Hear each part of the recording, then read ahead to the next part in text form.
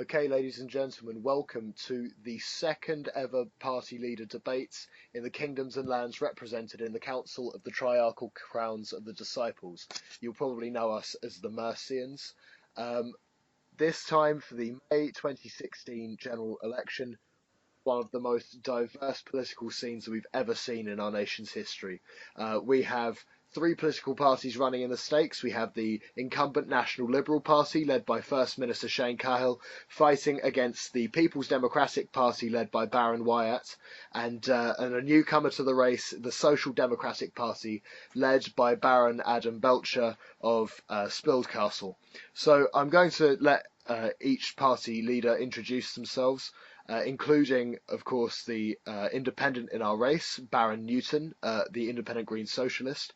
And so we'll introduce themselves in order. And we'll just have a quick minute rundown of their policies and where they'll be standing. So, First Minister Baron Cahill, if you'd like to begin. For the past year, it has been my pleasure to serve you, the people of Mercia, as your First Minister. Over the course of 2 terms, we have implemented a comprehensive programme of policies which have kept Mercia on a stable path. My government has promised and subsequently delivered independence from the failing Vertic Empire, agricultural planning and territorial expansion, amongst other things. We have enhanced our strong position in the micronational community. We have also made the government more accountable and improved its functioning with the formation of forces. You have entrusted my government with great responsibility twice, and now I'm asking you to renew our mandate for a third time. Our manifesto in this election has bold policies like municipal authorities for local decision-making, allowing citizens to form private companies and reforming our criminal justice system. We will remain committed to keeping Mercia free and protecting our society from harm. Thank you. All right, and next up, could we please have Baron Alejandro Whyatt of the People's Democratic Party? Thank you. We're a centrist libertarian party that believes strongly in debate, in democracy, obviously, and in the separation of church and state. If you read our manifesto, you can see that we're strong on, we put our ideas, our views of several political issues, not only for Mercia, but on a wider actual context, which I think is very important, from immigration to prisoners' rights. But what will a PDP government look like? We will be active in connecting citizens together, which I think is extremely important now, as we've seen that currently the government has been quite lax, and we've seen quite a lot of inactivity in our country. We will do this through things like our proposed guild system, which will see us taking part in things like chess and medieval total war.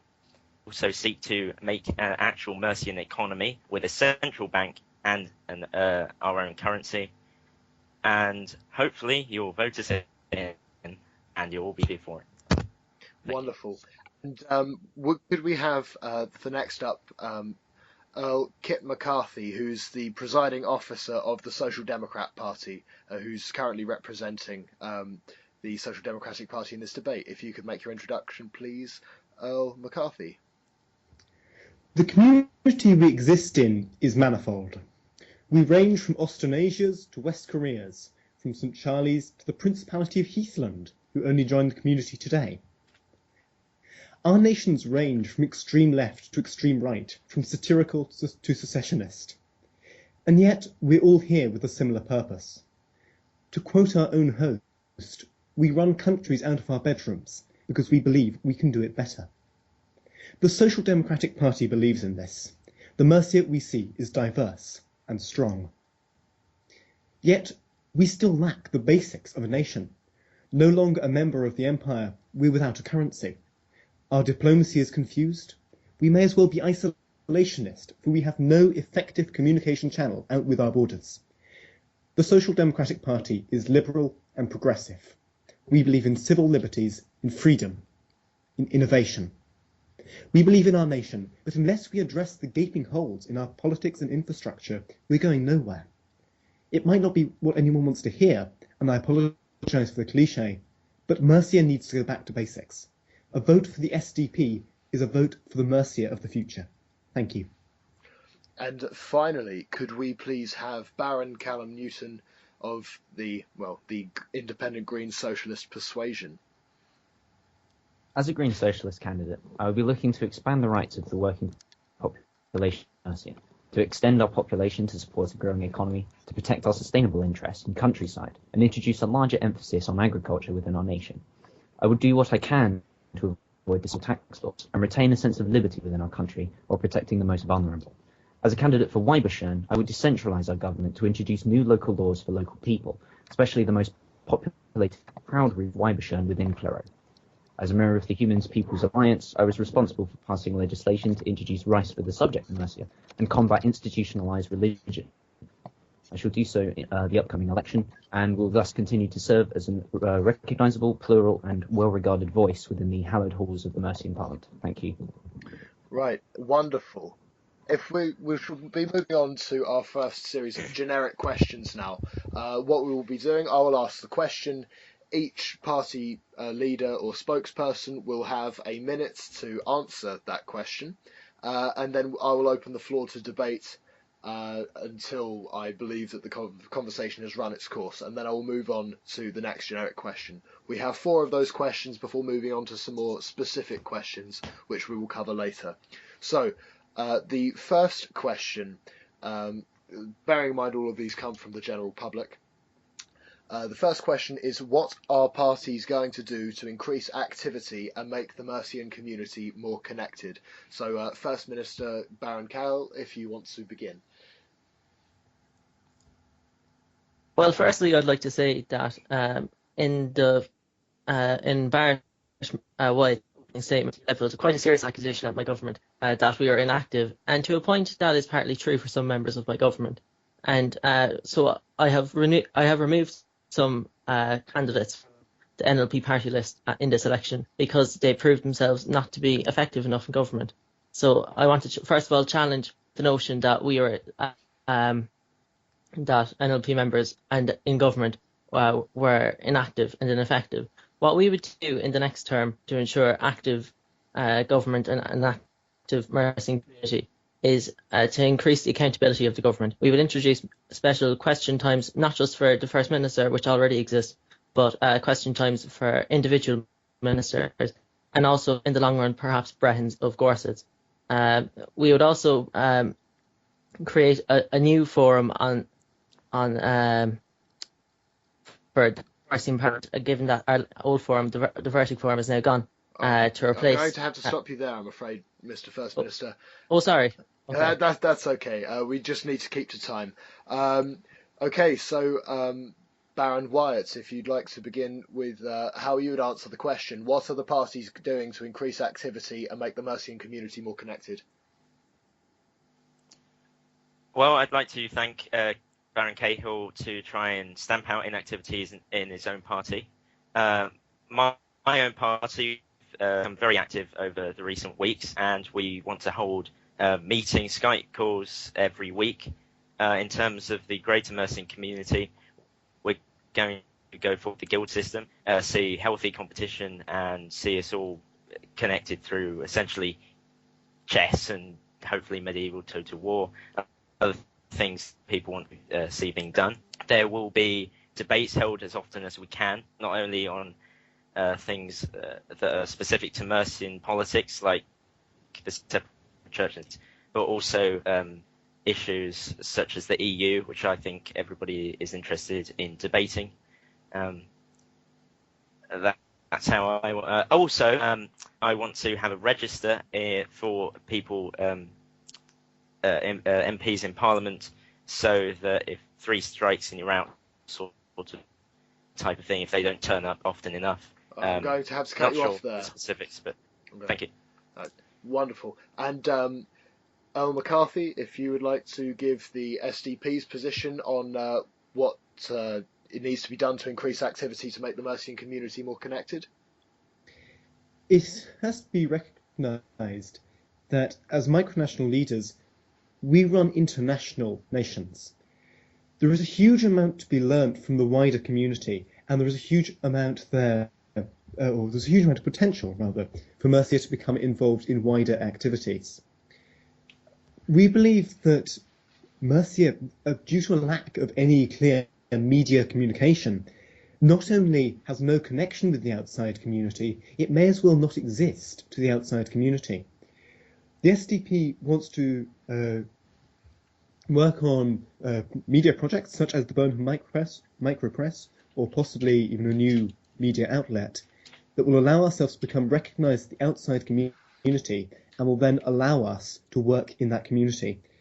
The NLP says that they've had problems with inactivity, and that is true. The problem is, though, for the NLP, they haven't done anything which the wider community can recognise, and so Mercia has not done anything that the wider community can recognise. For our activity, for us to have effective activity within Mercia, we need to hold an international role and be involved in international activities and initiatives. We'll have to cut you off there, Earl McCarthy. I'm terribly sorry. And finally, Aaron Newton, will the Green-Socialist independent movement do to increase activity and connectivity in the Mercian community? Considering the question was proposed to the parties of Mercia, I'm going to suggest that that's where the problem precisely lies. I don't think the parties are doing enough to unite their MPs. I don't think they're whipping them properly, which is precisely why I'm standing as independent to look after myself. I think that the current government has not been accountable enough in ensuring that their MPs turn up on time, simply not plural enough. And as a candidate who has been pretty much through my existence as a micronationalist to Parliament meetings, I think, as I should know really, how important it is that plural the Mercian Parliament. So the first thing I would do would be to introduce a system which punishes MPs who fail to turn up and fail to fulfil their duties. If need, they will be forced to resign and a by-election be held to introduce a much more preferred candidate who can actually properly represent their people. I would, echoing Baron Wine's point there, I also echo Earl McCarthy's point in introducing more stringent social media to keep everyone attached, to ensure that media outlets are more socially owned and thus can be owned by the community to enforce this idea of having a close-knit community that keeps in contact with itself and each other. I'll have to cut you off there, I'm afraid, Baron Newton. Right, so we're going to open up the floor to a wider discussion on this. So Earl McCarthy has really had this vision of, particularly of stringent media, and that's really fallen away from the kind of almost very forceful approach of other parties and independents on sort of limitations on how much an MP can be away from Parliament. So, Earl McCarthy, would you be able to further explain your ideas on how the increase in media will make our country more active? Mercia has, as I've already said, and I won't, I'll try and refrain from repeating myself too much, but Mercia has a little international presence, and as such, as Mercia appears inactive. There seems to be, to me, no incentive for our members of Parliament to become involved in Mercia. Mercia should be a nation that our MPs can be proud to be in. There's no point in trying to scare them into activity.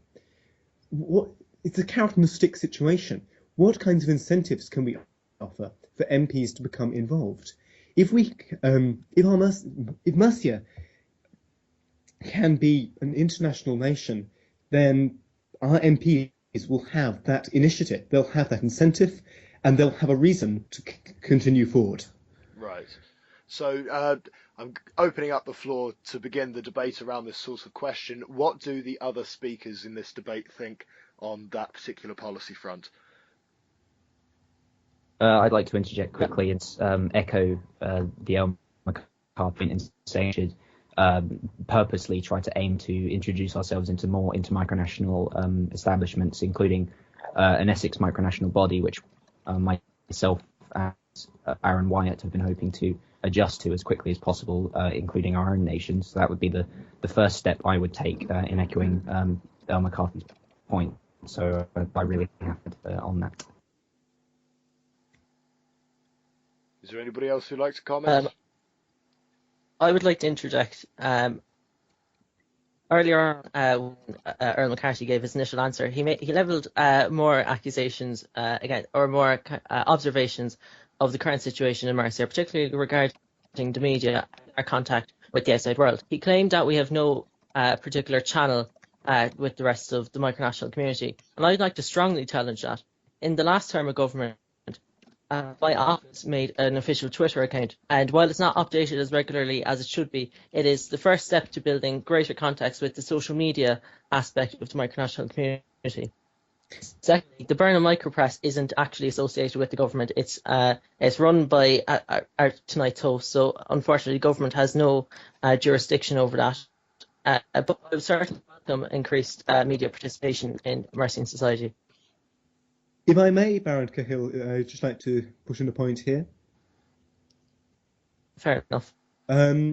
If I was to look on the micronation.org forums today, I would see nations which have only been in the community for a matter of months, and yet they already have well-functioning websites. As I stand as a candidate for election in Mercia, I have almost no idea how Mercia works, what its culture is like, where it's based. There is no effective channel of information to the outer community. It's superb that the NLP has introduced a Twitter account, but if it's not being updated regularly, there's no point. And that's why one of the two, the Lord Temporal, is beginning to set up a website now. It's not currently fully on yet, but those steps are being taken. What I find is that an established micronation which hasn't already developed its website from day one will often find it quite difficult to develop a website once it's at like our stage of development. Is the NLP capable of doing so? What is preventing us from not doing so? I mean, like our government has quite a level of jurisdiction. Our government, since leaving the Vertic Empire, has complete jurisdiction over every possible area of Mercian government and society. So there's nothing stopping us from developing this website, from further developing our links with the outside world, particularly with the micronational community. So now that has been brought to our attention through this, there's nothing to stop us from doing so. I'd like to sort of contest the point. Sorry, go on. Firstly, do any of you have any policies, as we do, to actually make us more active? Anybody? I certainly do.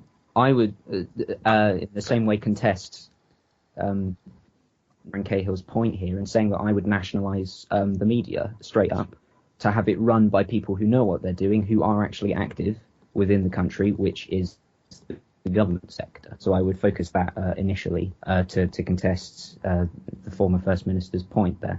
That would be my you would nationalise the media. But isn't that at a very fundamental level an infringement upon the freedom of the press? And as I said, my government has no jurisdiction over the Burnham micropress. It's to individual citizens or groups of citizens to publish data. We are not in control of the information supply in Mercia, nor do we intend to be. Unfortunately, has press basically inactive, so it should be socially owned by people who know what they're doing. So it actually introduces new people into Mercia and starts the ball rolling, as you keep suggesting, on growing a cooperative community, which has just simply not happened so far. Well, I've somehow doubt the ability of media alone to attract citizens. That's why we're beginning to develop our own citizenship policy, which would advance the current policy of having an open citizenship policy to anyone in the micronational community who wants to join Mercia, and we particularly target active nationalists. But I just simply doubt that the media, a media outlet, could somehow attract citizens. Could you please clarify that for me? Well, firstly, if we get updated enough and post it around on certain forums, for example, it will ensure that people who want to follow Mercia have the right information that they need. It'll could perhaps advertise move Mercia sort of a tourist kind of way. It could, unlike your social media, actually attract people who can find it easily enough. For example, the Burnham Micropress is a very unique name rather than such a random Twitter handle that you can't necessarily track down. I think that would be a far better way of introducing citizens to Mercia rather than having a system that has clearly not worked as introduced by the NLP. Sorry, the Twitter handle was only introduced in recent months. The Twitter handle is also. I would also question how the Twitter handle is some unregulated or unsure. It is directly connected to my own office. The office of the First Minister has its own email address and its own Twitter, and these are both interconnected, and there is nothing unsecure in their nature.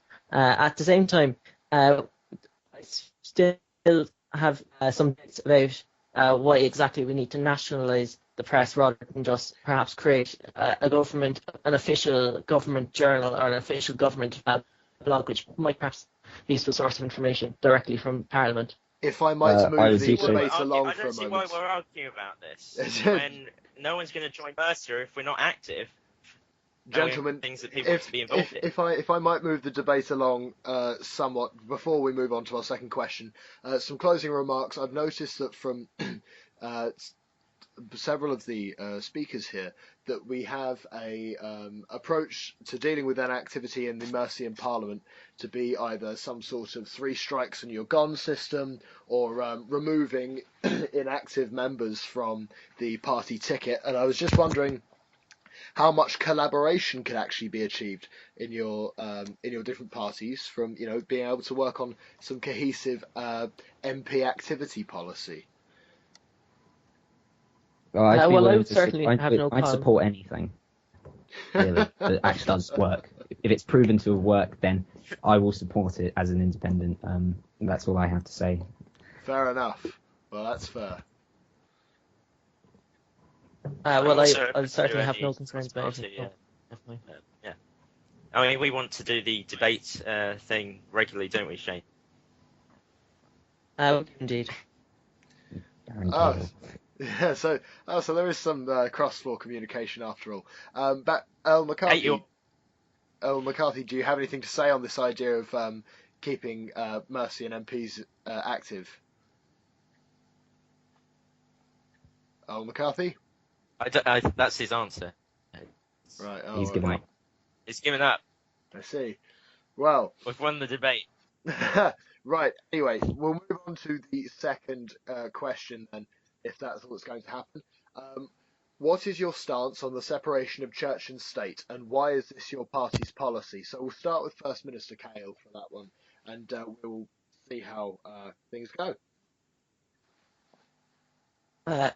Well, certainly much criticism has been thrown in the direction of my government, and particularly my party, on the issue of separation of church and state. We don't see it as merely a black and white issue where the church, where it's either the church and state are one, or the church and the state are completely separated.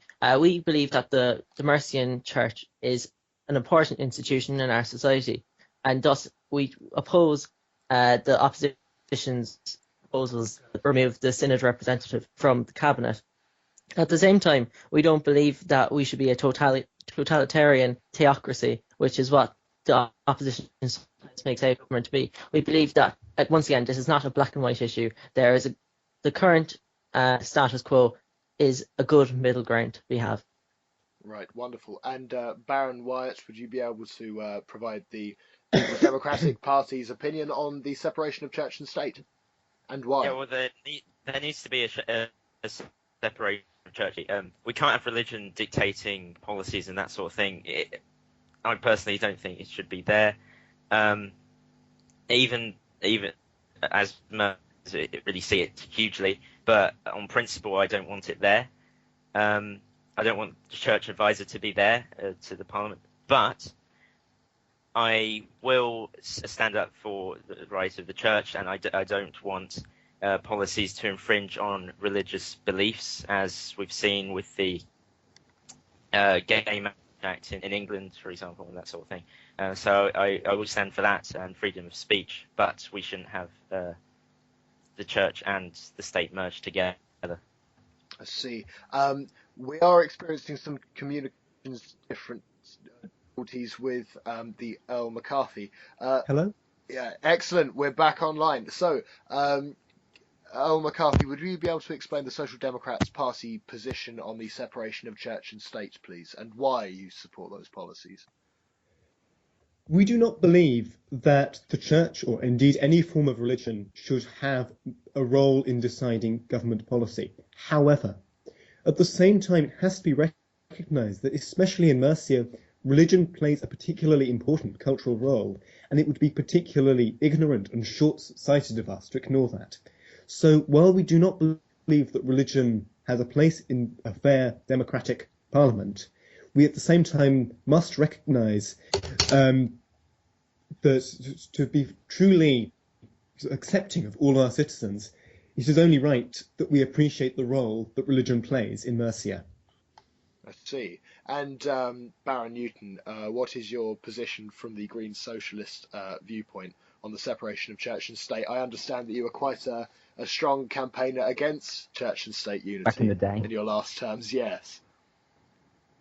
I certainly am well known for my stance on church and state, a debate my party almost exclusively tried to introduce last time we had a leader, and through the terms after that. My stance has not changed. I will continue to battle against Mercian church delegate to the cabinet, and I will continue to ensure that church is completely separated and introduce fairer rights for the more secular or atheist within our nation, simply put. Thank you. Excellent. Opening up the floor to debate then, it would appear that the National Liberal Party stands alone in its position on keeping church and state. First Minister, would you be able to offer a defence for the current church and state system that Mercia possesses? Look, it would be one thing if the Synod representative had actually committed some awful act or had put forward some very conservative, very Christian policies forward at the cabinet table. But the Synod representative is merely a ceremonial position. In the past 2 terms where I've been head of government, not once has the Synod representative put forward legislation or indeed contributed very much. So what I'd like to know from the opposition is what exactly their concerns are about having a representative of a valuable Mercian cultural institution at the cabinet table. I think I'll take up the hardest one. Since, as I have sort of revamped the same opinion over and over on this issue, it's the fact that it's there and that it's an institution we have to require when we like that we're a more secular state with more than just a Christian religion within our demographics. It's even if it was ceremonial and if the position itself has done nothing to proving NLP inactivity a little more there, then it really just proves that overall, if it is there, then it's a dangerous position that can always come back to us. A particularly militant Christian was to appear, for example, it's a position that we shouldn't have in a more secular society that we want to create to make all Mercians more comfortable, just for example. And that goes for other religious views as well. It's simply a just in case, from my point of view, to ensure that we have that kind of society being built, in my opinion. Would anybody else like to take it is up the mantle? principle. Well, it is about the principle, even though it's redundant. It is about having it there. We don't want it there, and so we should remove it. I echo that point entirely. It's a purely ceremonial office. It's part of our history. It's part of our culture. It's a long-serving institution, which represents an equally long-serving institution in the form of the church. The reasons which the opposition have given for getting rid of this institution, or getting rid of this synod representative at the cabinet, are fairly mediocre and mostly baseless. Their concerns are completely unfounded. They have absolutely no evidence that the synod representative has acted wrongfully in any way, shape, or form in any government. So I once again challenge them on that. I'd like to challenge the NLP's hypocrisy in stemming the Whyatt Empire debate, in leaving the Whyatt Empire when it was clearly shown to have been completely inactive, but also culturally integral to Mercia. And yet the former First Minister tried to encourage debate and must leave the empire for the same reasons that he's now defending a Christian delegate to the cabinet. So how does the First Minister want to try and Because the encourage us there? Because the inactivity of the Vertic Empire was ultimately detrimental to our own sovereignty. It was very unclear what authority the Vertic Empire had over our own state of affairs. It was impediment to our own legislative progress. We had to leave the empire. I would whereas once again, in this case, go on. Can I jump in? I would again dispute that by suggesting that, as you're suggesting with the Whyatt Empire, the synod delegate is potentially detrimental to the democratic process and all manner of such things that you're technically describing with this Whyatt referendum that could have happened, could not have happened. It's the same situation for us.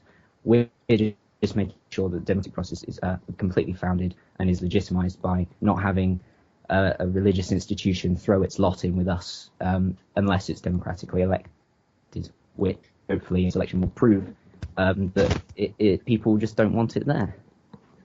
That's a very misproportioned parallel, because when you consider the role of the synod representative, which is one member out of a cabinet of 6 or 5, and then the Vertic Empire, which was an authority superior to our own national government, it's very difficult to make a comparison between the inactivity of the synod representative and the inactivity of the Vertic Empire.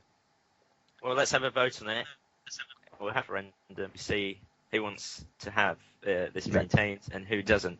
Because Hugh in my party, who is a Christian, does not want to have the church conflicted with this. So if you would allow a referendum, then we can decide it once and for all, rather than having a debate just between us. We let the people of Mercia finally decide on the role. To have the church directly involved in the state is, I think I've said, inherently undemocratic. At the moment, the church... Well, opponents might argue that the church is entitled to influence the government because of its slim majority in Mercia. But, again, I am using our manifesto here, but why does half of Mercia have this extra voice, which is denied to adherents of other religions and the non-religious? It's unfair, and it is undemocratic to have religion interfering in the government process. And if we look at demographics published last year by the Burnham Micropress, we can see that the religious within Mercia, the total could potentially outnumber Christians within the country now, as it was 50% then, and we've had many members join since that data was published. So we could potentially. And the same publication you referred to, also published a poll which found that the majority of Mercians had no issue whatsoever with this representative office. However, the opposition have made a good point in that we could have a referendum on this issue. The last time a referendum on the synod representative office was put forward was in my first term, and it was rejected by my government. But if I now feel that the opposition wastes time which could be spent on other issues discussing this, so I think it must be rested once and for all by being put to a plebiscite. Very well. Right, closing this I part. want to put the opposition as well that it's the problem. New policy there. Closing this part of the debate to move on, because we are on a relative time limit. Another question coming in. What will your party do to build a Mercian economy? So, First Minister Cahill, if you'd like to take it away with this one. The NLP forward comprehensive economic policy in its manifesto for this election. A company law is currently being prepared by the Civil Service Brehon, Viscount Linden. And this would allow citizens to form their own private companies which could operate within Mercia with a licence and a certain degree of regulation. We would consider taking part in the micronational dollar, which is an intermicronational project, which is currently enjoying great popularity in the micronational community.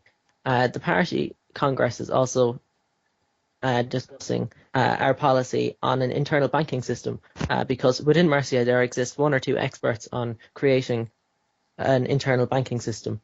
So we would like to put forward this idea to the next Parliament.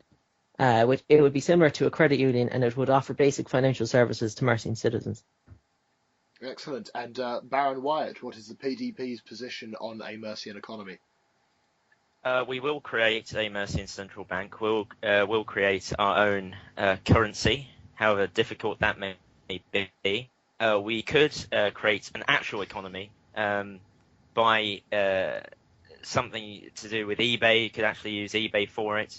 It's not the best of ways, but it could work by selling things on there and having an actual economy, as it's very difficult to actually have one. We, of course, could have a sort of economy by buying off each other, but that's hard, seeing as we're all very separate from each other, so it's got to be something of the internet. eBay could work for that, in my opinion. And that's about it for me. And Earl McCarthy, what is the Social Democrat Party position on a Mercian economy? We too believe in the creation of a national currency, and we've seen with other nations that this can be very successful. And I have to admit that this is somewhat hypocritical, as I was the founder of the micronational dollar myself, but we do not believe in tying Mercia in with an international currency. This gives us very little control over our own monetary and fiscal policy, and generally less independence, which, First Minister, was something you were aiming against in the Whyatt Empire referendum. We hope to create a new currency backed by the Great British Pound, providing a platform on which we can grow business in Mercia and grow a strong economy. It is a very, very rare thing for a micronation to have a strong economy nowadays. But Mercia has the potential, and indeed, as has been said, we have the knowledge to build this strong economy, which could be a flagship across the community. And Baron Newton, what is your position on the Mercian economy, and how would you be able to represent your constituents in creating an economy to their needs and requirements? Well, I will straight away echo the points made by Baron Whyatt and Earl McCarthy in the creation of our own national currency to keep ourselves sovereign, to have proper control over monetary policy. In that regard, I will use quantitative easing to expand our economy, to introduce payments for workers and a minimum to encourage actual work within Mercia, which has been rather absent for the longest time now. I will introduce a voluntary donation fund, so Mercians can donate to the nation, perhaps even outsiders, to encourage growth within our country. I will focus on agriculture, which is a totally possible economic sector that we can expand. I'm sure the former First Minister will agree with me there, with his efforts in previous terms. And locally, I will ensure that workers' cooperatives are opened up to be subsidised, perhaps to encourage local growth, especially in Whyatt, which is the constituency I hope to represent and grow economically, so we can have a strong country. Thank you for that. Right, excellent. So, Baron Whyatt mentioned that the PDP have a policy for a central bank, a Mercian central bank. How similar is this to the National Liberal Party, the Liberal Party's policy to create a financial institution in the country? Sorry. Wait. Well, Oh, sorry. firstly, before I answer your question, I would like to just refer back to what Earl McCarthy said about my conflicting stance on sovereignty, particularly with regards to the micronational dollar. I did not say that Mercia should adopt the micronational dollar as our national currency. What I was suggesting was that Mercian companies take advantage of the trading facilities of the micronational dollar in order to trade with companies in other micronations.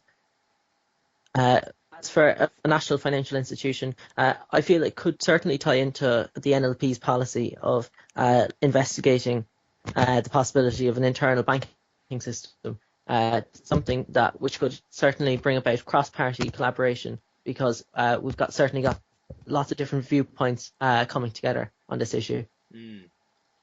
Right. Are there any other positions on the idea of a central bank for the Mercian nation? I would also push a central bank to encourage quantitative easing and allow Mercian to transfer their new Mercian currency with each other for supply and demand, for example. That's just a point I want to throw in. So I would support a central bank. If I may, Baron Newton, you say you support quantitative easing. The Republic of McCarthy, my own nation, has just begun using quantitative easing, using a new currency itself. We have hit an immediate stumbling block, which I'll be honest, we should have foreseen, which is that we are now running an enormous government deficit, needing to pay off bonds to the central bank with no money to do so, and no way indeed of paying off the interest on those bonds. Now, if we want to keep on paying salaries, and if we want to keep on remaining economically viable as a government, we need to find a way to get past this deficit.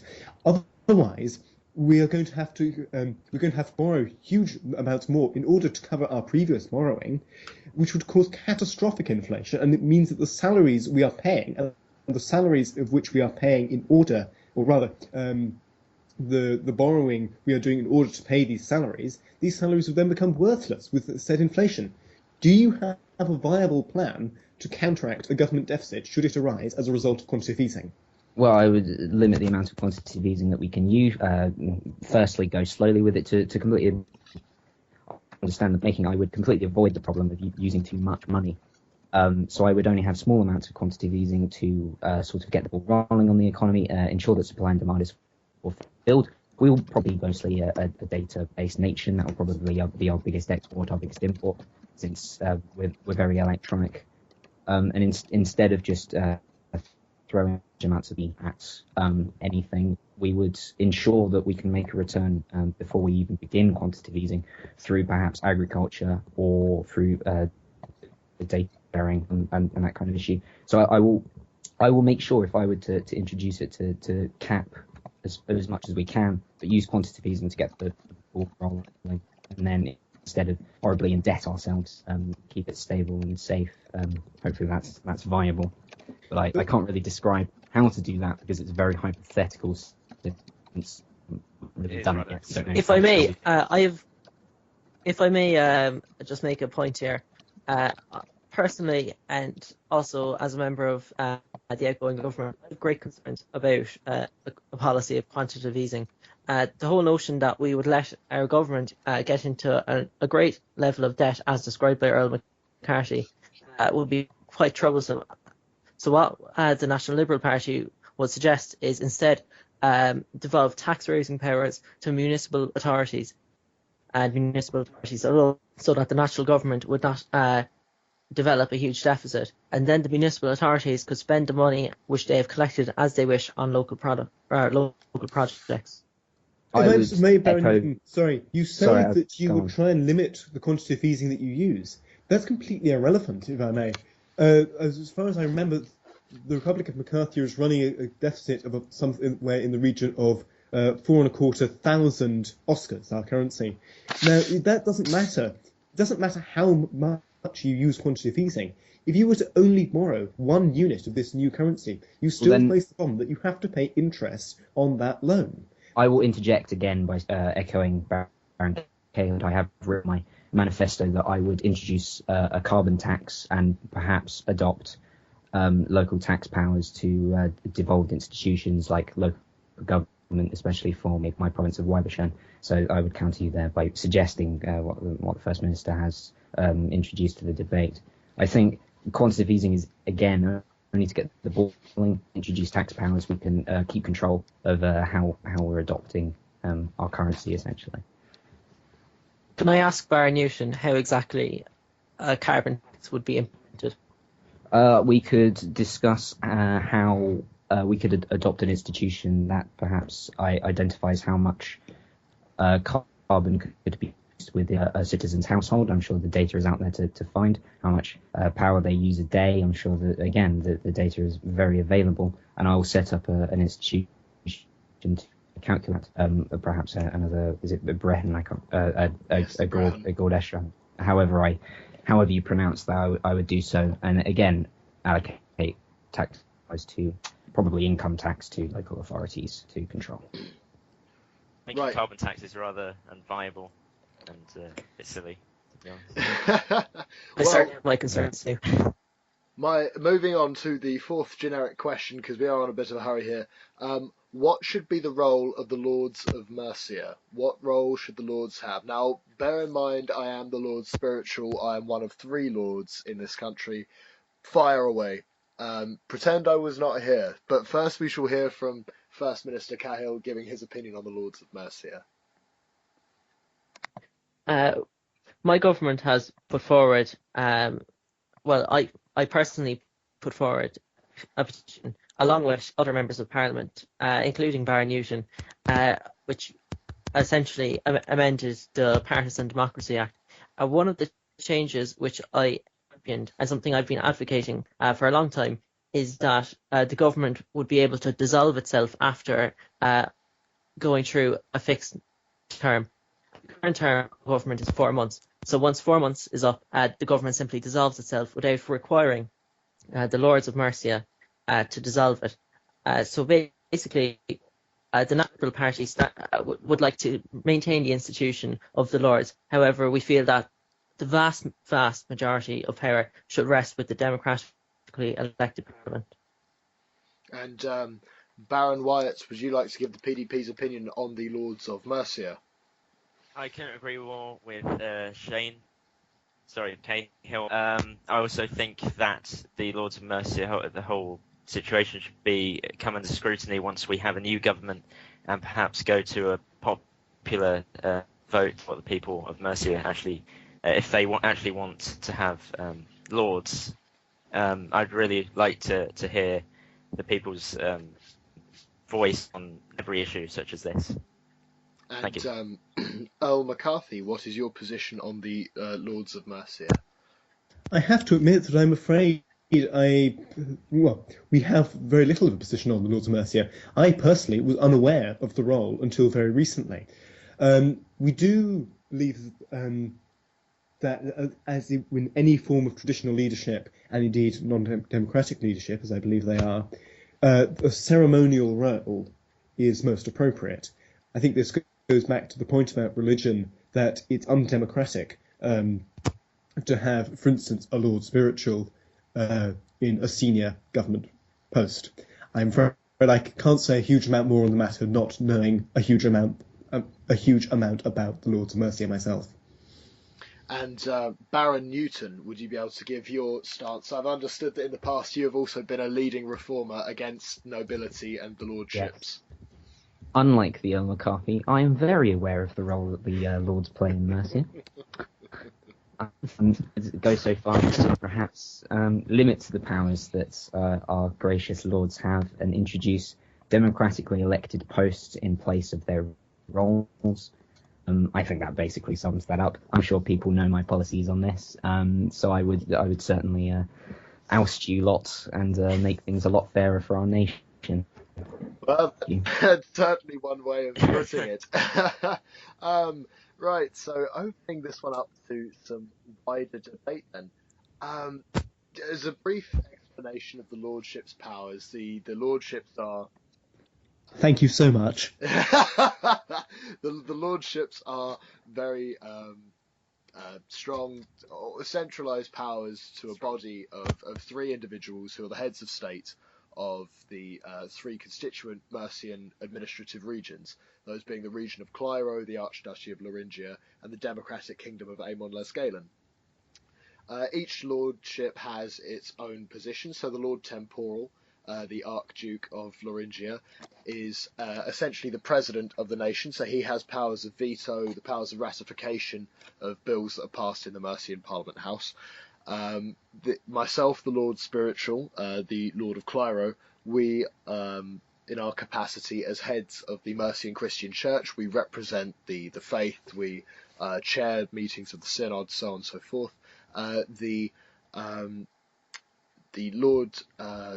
Lord Militant of who's the king of Aemon-les-Galen, he's in control of the Mercian armed forces, what little they are as they stand.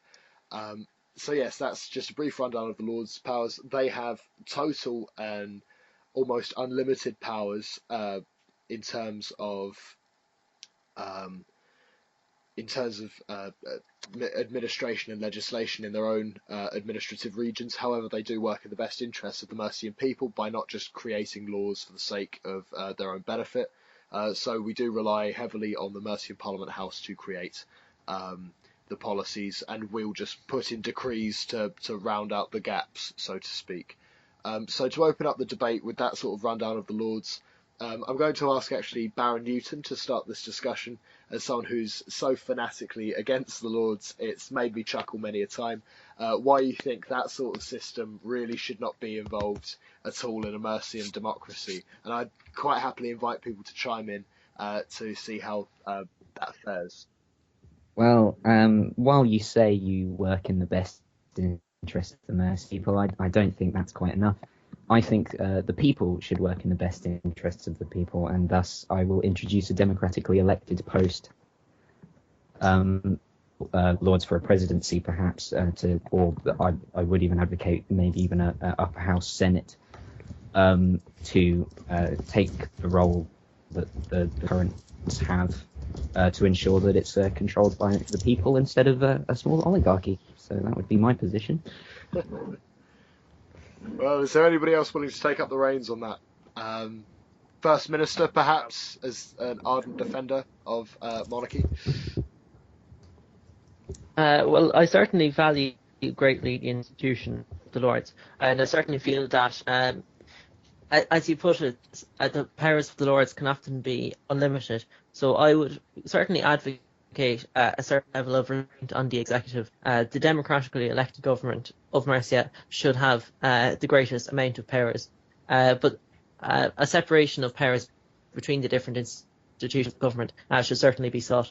At the same time, I wouldn't be too keen on Baron Newton's position, which is essentially an abolition of the Lordship. What makes it different from other micronations is that we have a slightly quirky executive, a triarchy, and it's something quite unique. I don't think that we should abolish something which makes our government so unique. Perhaps I not, can but understand the maybe point. it can actually be democratic with the Lords democratically elected. And nevertheless, we should probably put it to a vote to the Mercian people. If I may, you have, I believe, suggested putting a vote to the Mercian people twice. Could you not come up with your own position on this?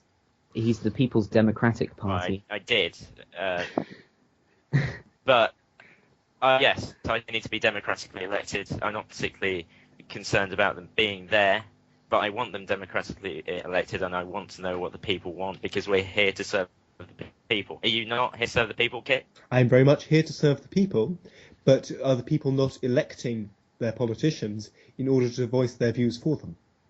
The problem with that is the P is a mixed bag, as we've seen with the Whyatt referendum. Who knows what they all actually individually think? So I think a referendum would be far more representative of the views of the population of Mercia than having this election that we have. Well, perhaps. I think if I may just add in to the debate here a little, I think part of the question here is that what level does democracy, or what status does democracy have in our nation? And to what role and to what function do we have the Lords? Is it a traditional role? Is it a cultural role? Is it a genuine political role? To what purpose do we have the Lords? And is it a purpose that is still relevant in Mercia today? Sounds like all of the above to me. The role of the Lords, in a way, honours the fact that the Lords are the founders of our nation. And the fact that they have been entrusted with the responsibility with which they have is sort of confirms that fact. Like, essentially, the Lords, there's no reason really for the role of the Lords to be abolished, in my view, anyway. Well, I would like to mention the election of the Lord Militant happened quite sporadically only a short while ago, and I was completely unaware of it until it happened. So perhaps the Lords appointing themselves, or if anyone else had any information, it was not clearly given to the Mercian people. So perhaps we have an issue there with transparency with the Lords that perhaps a government introduced this election could stamp down on, if anyone would support me in that. I support you. Thank you. It looks like the former Humanist People's Alliance members are banding together for one last show. Right, we're going to have to move this on because we are in a bit of a hurry. We're going to be moving on to a series of specific questions now for each political party. So, because I understand that the Earl McCarthy's in a bit of a hurry, we'll open with a specific question for the Social Democrat Party. Now, the way that this will work is I will ask the question to the speaker. He will give his 1 minute answer, and then we will have a discussion. So there won't be every single speaker giving their own opinion before a discussion. It will be that one person has their opinion and then a discussion. So to the Earl McCarthy, this was actually around the somewhat tardiness of the SDP manifesto being released. So the question that was actually asked, that was planned for this debate, was: you have not yet released a manifesto. What differentiates you with the other two parties, especially the People's Democratic Party? I originally came from the People's Democratic Party, or indeed as it was previously known, the Humanist Alliance, and I would say that there is a great deal that differentiates us. It is indeed highly regrettable that our manifesto came so late. Unfortunately, there was no choice. Circumstances relating to our members made it rather difficult to release it earlier. We do now have one. I do not believe, and I do not believe the other members of my party also believe, that our current government is doing an effective role in bringing Mercia forwards. As I said in my opening statement, Mercia is lacking basic core functions, and I think these are core functions that the other parties are largely ignoring. Is that so? The regards of currency certainly has been covered, but simpler things. There is no basis in culture. There are very, very simple micronational principles which are met by so many micronations, and I find, I don't wish to use the word shocking, but I'm very surprised that Mercia has not yet, as a community leader, micronation, has not yet covered these areas. Very basic cultural areas, basic government areas. It's very difficult for citizens to become involved in the Mercian Parliament. There seems to be no effective way of communicating with all citizens. There's no effective forum for communication with citizens. Mercia is disconnected, disjointed, and the other parties, need to recognise this. I see. Well, I suppose I should open the I'd like floor to up first. interject there. Go on ahead, First Minister. I'd like to interject there. I would like to challenge McCarthy's impression that essential parts of Mercian society are underdeveloped. That, especially aspect of culture, that is simply not the case. And if it is, the government has the tools available to change that. And for you give your example of culture, the last government created a state culture Gore said, and appointed Baron Churchill as the culture minister. And under him, a national Mercian archive was created where Mercian historical documents, legislation, and works of literature and art could be stored. In addition, Count Frisch, who was appointed the Brehon of the State Culture Gorset, put forward a number of proposals for how his Gorset could enhance the area of culture. So I certainly feel that when it comes to the area of culture, Mercia certainly is not lagging behind. We are doing as much as we can for a nation which is quite culturally distant. In which case, then, that would bring me to a second point, is that you need to make it clearer what your government is doing in Mercia. I have in front of me the Twitter feed for the Mercian government. We have 6 tweets between January and March, and indeed, regarding your point that the Burnham Micropress is separate from the government, the Burnham Micropress is listed as the website for the Mercian government.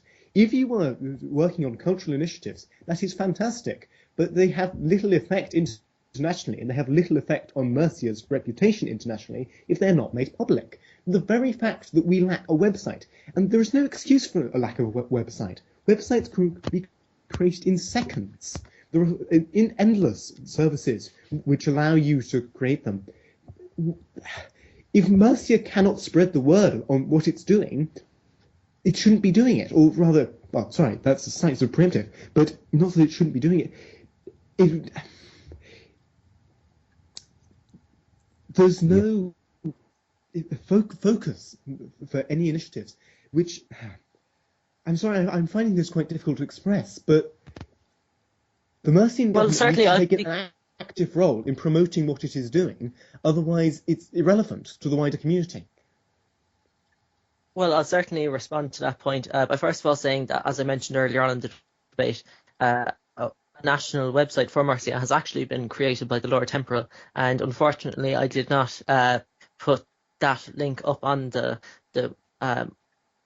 Twitter feed for the Office of the First Minister, so my apologies for not doing that. The website is an ongoing project. It's not covered by my cabinet or indeed itself. It's currently being managed by the Lord Temporal, and as you know, he is a member of the executive and not my government. However, I'd certainly like to see that particular project advance. Certainly, we can do more to spread the word about Mercia in the micronational community, but it's certainly not as bad as you seem to be making it out to be. Isn't it? I'm a citizen of Mercia, and indeed, as I've said, I'm an electoral candidate. I have no reliable source of information. I would like to echo Earl McCarthy's point by suggesting again, as I suggested before, with the merger of Mercia with the new. I have information on either, so clearly there haven't been enough updates. Even though I was an MP at the time, there haven't been enough updates about the goings on with government. So totally the Earl McCarthy's point there. Well, certainly, perhaps the dissemination of information regarding activities of government and indeed in general information about Mercia might not have been released as often as it could have been. However, firstly, there is no ministerial portfolio which covers that particular aspect. Although, if I may be corrected on that, because possibility the Minister of Culture has responsibility for this. However, it's not my job as First Minister to update our national websites, our newspapers, our micronational online encyclopedia pages. That's not my sole responsibility. I contributed to those efforts in the past, but it's not my sole responsibility. It's not my government's sole responsibility. It's in some cases everyone's collective responsibility to work together to deliver honest and factual information about Mercia. Now, given that this question was initially about the differences between the Social Democratic and People's Democratic Party, would Baron Whyatt be able to chime in with his response to that, to the initial conclusions made by the Earl McCarthy? His concerns are genuine, although the real problem is that we're not the society that we want to be in terms of community connects, and that needs to be addressed before we go into things like culture, which can be addressed through things like referendum and getting the Mercian people to start debating, forming their own culture. But first we need to get them actually active, and that's what the PDP are going to be trying to do. And therefore we can actually establish a better culture. But things do need done that aren't being done, and that's been addressed. I see. Well, moving this on then, we'll say that the Earl McCarthy will have to retire. He's going to be replaced by Count Adam Belcher, the leader of the Social Democratic Party. He'll be overtaking the debate for the Social Democratic Party for the rest of this debate. So thank you very much to the Earl McCarthy for his contributions to tonight's debate, and welcome Count Belcher, welcome to the Mercian Leaders debate. Thank you and goodbye. Good evening. Good evening. Right, we're going to move on to the second question now, which is for the First Minister for the National Liberals. Is the creation of a local government level within Mercia worth the large amount of government bureaucracy which will follow? Well, the National Liberal Party firmly believes that democracy is a key principle of our society, and that the individual citizens of Mercia should be involved in the decision making of the country as much as they can. That's why we've put forward in our manifesto as a keystone policy the idea of municipal authorities. Municipal authorities would be created in every constituency, or perhaps every individual region of Mercia. For example, Clairo, Laringia, Amon the idea behind them is that they would consist of councils of aldermen, which would have devolved powers and the authority to raise taxes and create local bylaws. And citizens would then either elect these aldermen, or each citizen would be considered an alderman of their own local area. The idea behind this, of course, is that citizens would be involved in making the decisions which affect their daily lives. Excellent. Well, I'd like to open up. It is certainly worth the time and effort. I'd like to open up the discussion there by saying that Baron Newton, you did mention something about devolution of power and raising of local taxes in your own manifesto. So is there perhaps a degree of compatibility between National Liberal and Green Socialist policy?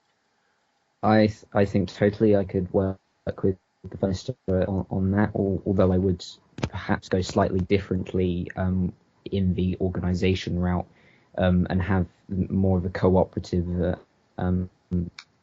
perhaps elected local government. I would have a completely inclusive local government, which incorporates everyone, not just elected individuals, since we are a small country at the moment. But I can definitely work with the First Minister on that if need be, if he needs support for such a bill in future. So I can openly say that I agree with the NLP for once on an issue there. What a rarity! Well, I would certainly welcome his support for that, for a particular proposal. And indeed, I feel that my previous 2 terms as First Minister have been ones of consensus and collaboration rather than partisan division. If I may introduce Count Belcher into the debate now, would I be able to ask what the Social Democratic position on devolution of power would be? Yes, we are open to expanding powers of local government, certainly, if that could benefit people on a local level. If we if the powers weren't going to be of any use, then we would perhaps not bother.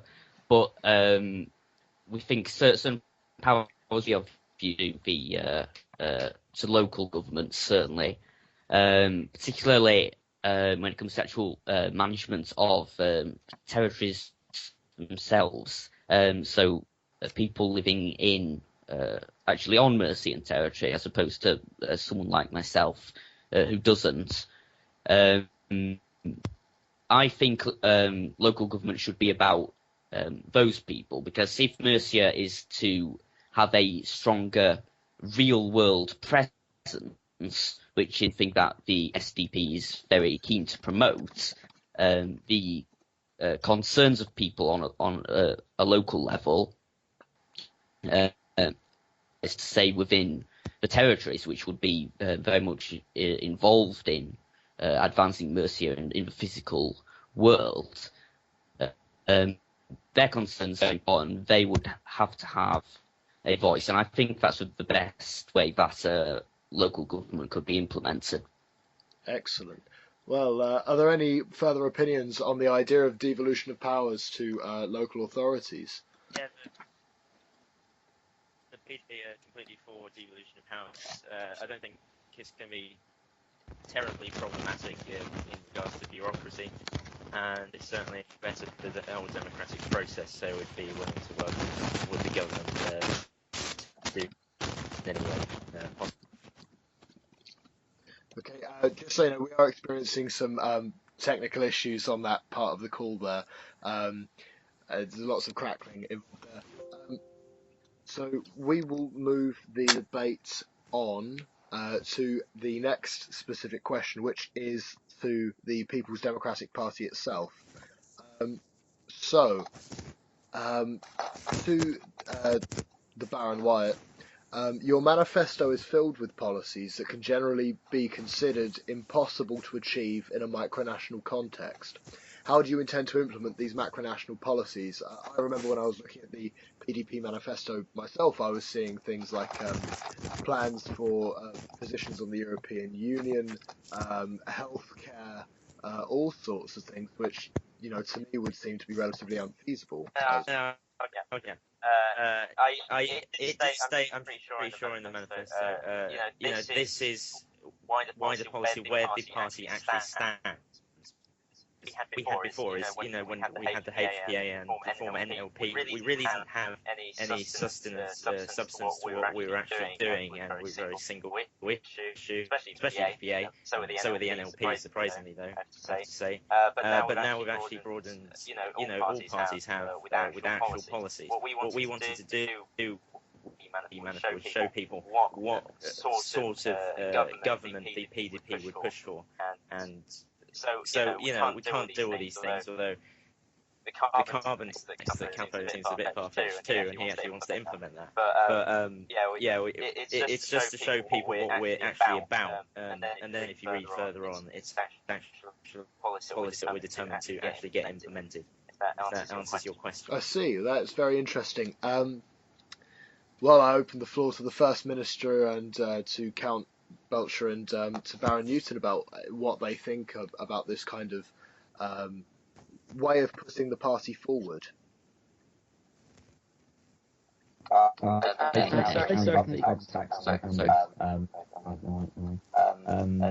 would like to suggest that the way he has written his manifesto is very unique.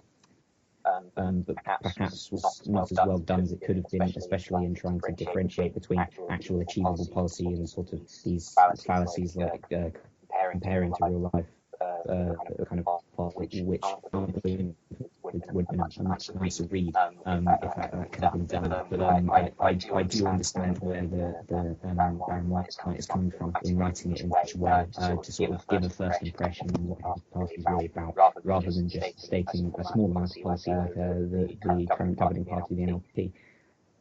I do understand that, so that's my input. We wanted people to know what we were actually about if we were actually doing this on a real world-term level. Well, I certainly feel that my own manifesto, the old manifesto of the National Liberal Party, certainly very clearly what we intend to do, and in a very reasonable way as well. Our manifesto is realistic. All the policies in there we can achieve within the course of the next term, and we have not included anything which we feel would be unreasonable or deceit to the Mercian people. Nor have we, because we've actually got stuff that we want to do in there. That we say what we can. The SDP's stance on this is we don't want to concern ourselves too much with that kind of policy, this sort of idealistic macronational policy, because we it detracts from what our plans for Mercia in the immediate future are, and the plans for the immediate future for growing Mercia as it stands now are really what's important to the electorate. Right. Well, I do believe that would be that question somewhat expended. The final question is for Baron Newton. So you will be running against Baron Whyatt of the People's Democratic Party in Whyatt. Given your shared history in a previous party, the Humanist People's Alliance, how does your independent candidacy as a Green Socialist differ from that of Baron Whyatt's party? Well, I'm a very socialist and a very green party. I don't think much more needs to be said, to be honest.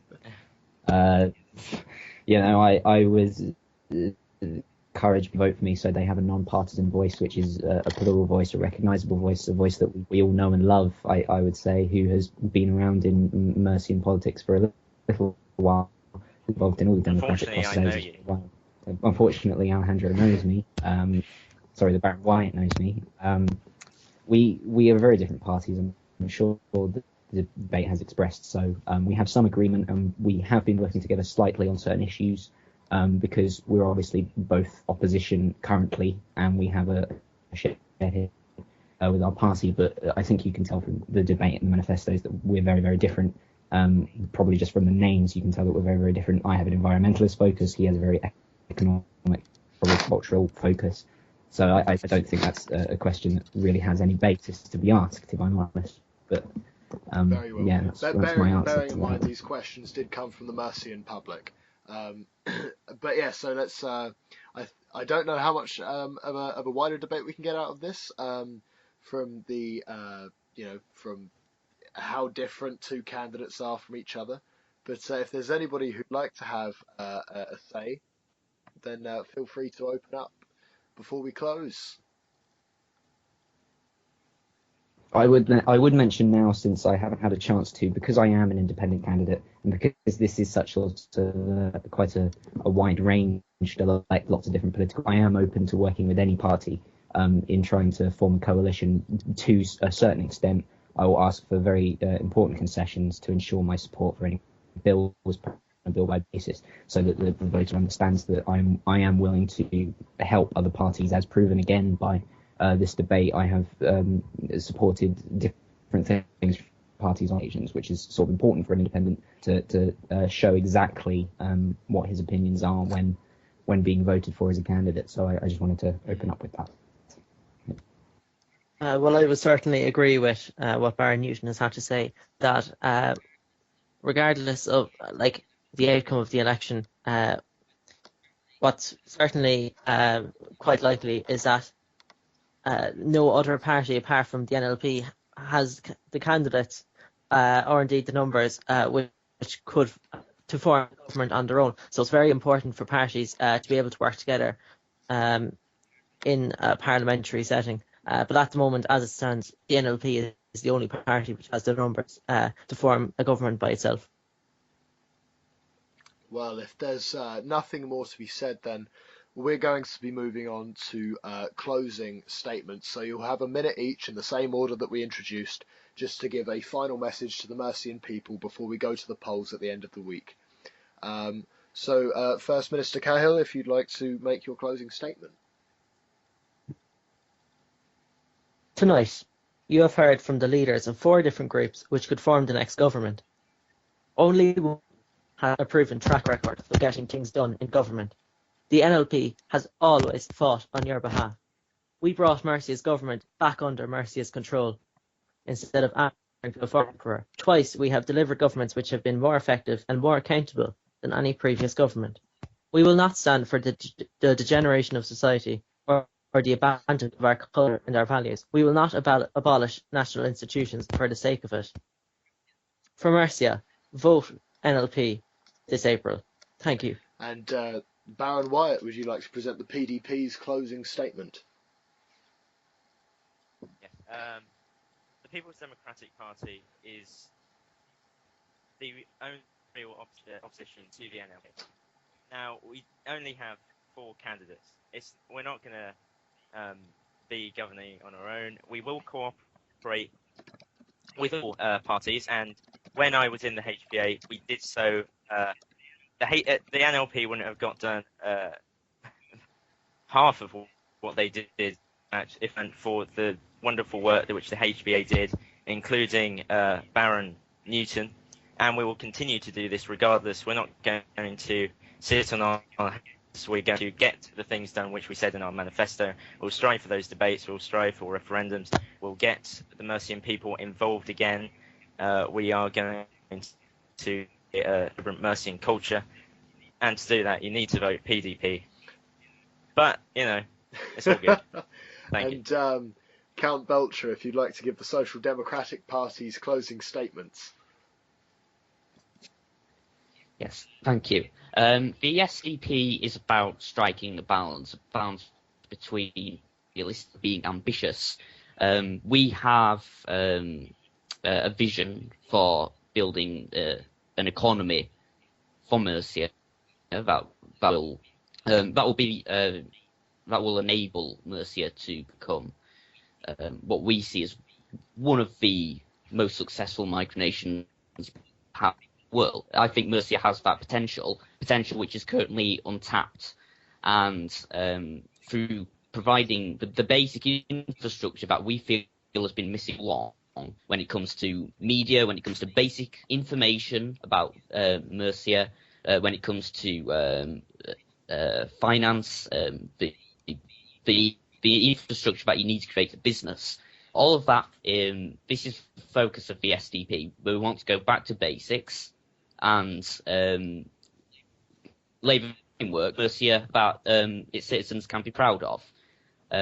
So that's why, although we are a new party, I will admit that. So yes, perhaps we don't have all the experience of the older parties. We do want to provide a fresh, new alternative to the other party in Mercia. So that's why I would encourage Mercia's people to consider voting SDP this weekend. Excellent. And Baron Newton, if you'd like to make your independent pitch to the people of Whyatt.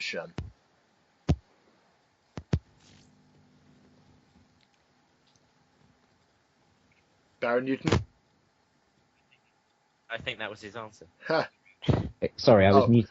That was Never mind. So yes, your answer to the people of Whyatt, sorry. man. I will keep it blunt, as I have been all night. I've shown that I'm a very, probably quite outspoken candidate, as I have shown time again within the Mercian Parliament House. I'm a very plural MP. I'm a very maybe not privileged, but I'm a very, I can't think of the word. I'm an MP who gets done. I've proven that time and time again. If you want to retain that same kind of representation in Whyatt, then I highly recommend you vote for Callum Newton on the election in the coming weekend. Perhaps if it's even just a second or third preference vote, it would be lovely for me, and that would really go a long way. From any around the political spectrum, I'm sure I can represent you properly to build a more sustainable, economically viable and more transparent Mercia. Thank you. Well, that is absolutely wonderful. We've heard from 5 candidates tonight, if you include the quick transfer of SDP speakers, and clocking in at an hour and 24 minutes, we've gone a tad bit over our initially projected just under an hour time frame. So I'd like to thank you all for listening. I'd like to thank all of the speakers, being First Minister Baron Cahill, Baron Whyatt, Count Belcher, Earl McCarthy, and Baron Newton, for coming tonight to hold the debate. So thank you to everyone for listening. Thank you to everyone for participating. I've been His Lordship Richard I, the Lord Spiritual and Lord of Clyro, and good night. Have a nice one, and we hope to see you at the polls.